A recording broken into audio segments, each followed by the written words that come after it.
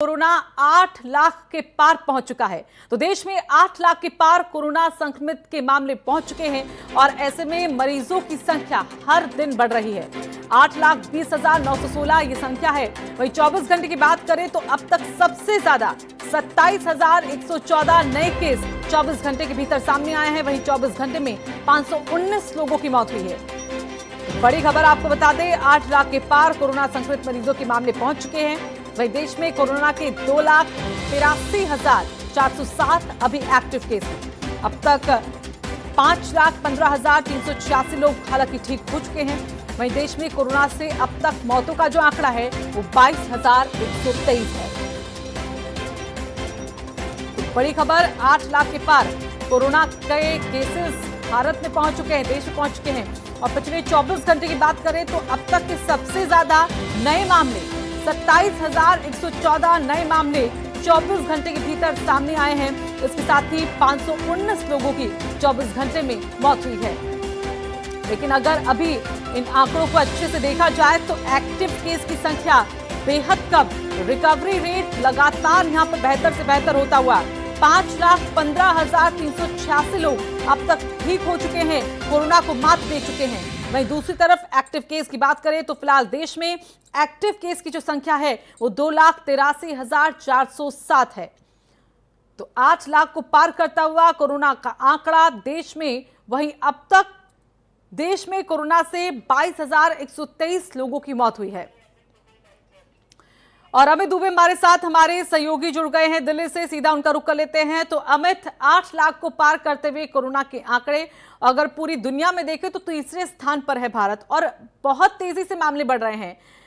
कैसे ये मामले बढ़ रहे हैं? 27,024 घंटे में अगर देखा जाए तो नए केसेस सामने आए हैं। मामलों के आने की जो कंटिन्यूटी है वो लगातार ज्यादा है, लेकिन अगर ठीक होने के मामलों को देखें तो वो भी बेहद अच्छे आंकड़े दिखा रहा है। जी बिल्कुल, देखिए सबसे बड़ी चीज़ है कि ऐसे बहुत कम चांस आए हैं, शायद 5-6 बार ऐसे चांसेस बने हैं, जबकि एक दिन में 500 से ज़्यादा मौतें हुई हैं। और आज भी वही आंकड़ा है कि 24 घंटे के अंदर 500 से ज़्यादा मौतें हुई हैं। और सबसे बड़ी चीज़, हालांकि मामले तो लगातार बढ़ ही रहे हैं, कल की बात करें तो 26,000 थे, आज 27,000 के पार मामले दिख रहे हैं। और इस बीच अब तमाम प्रदेश इस बात को सोचने में मजबूर हो गए कि कैसे इस संक्रमण को रोका जाए। यूपी की बात करें तो सोमवार यानी 13 तारीख को सुबह 5 बजे तक के लिए लॉकडाउन बुलाया गया। सिर्फ एसेंशियल सर्विस को ही यहाँ पे मान्यता दी गई, जो कि जा सकते हैं, इसके अलावा कोई नहीं जा सकता। दूसरी बड़ी चीज़ कि सरकार इसे लेके बहुत ज़्यादा सजग नजर आ रही है।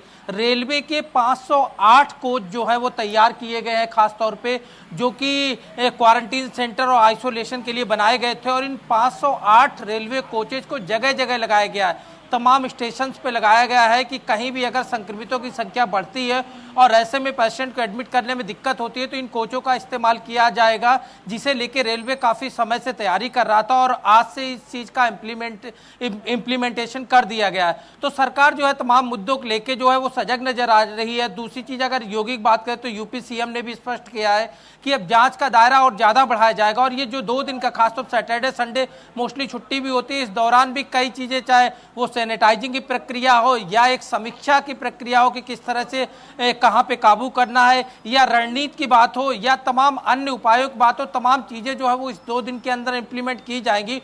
और उसके बाद उम्मीद की जा रही है कि इस पे लगाम लगे, क्योंकि न सिर्फ केंद्र सरकार बल्कि तमाम राज्यों की सरकार भी इसे लेके लगातार संवेदनशील नजर आ रही। महाराष्ट्र की बात करें तो 13 तारीख से 23 तारीख तक कई इलाके ऐसे जहां 10 दिन का लॉकडाउन बुलाया गया। यानी जैसे जैसे संख्या बढ़ रही है वैसे वैसे ही सरकारों की प्रतिक्रिया, खासतौर संवेदनशीलता और ज्यादा बढ़ती हुई नजर आ रही है। जी बिल्कुल। और 8 लाख को पार करता हुआ जिस तरह से आंकड़ा दिख रहा है, अगर पटना की बात करें तो वहां पर भी लॉकडाउन लगाया गया है। अब यूपी में भी 3 दिन का लॉकडाउन।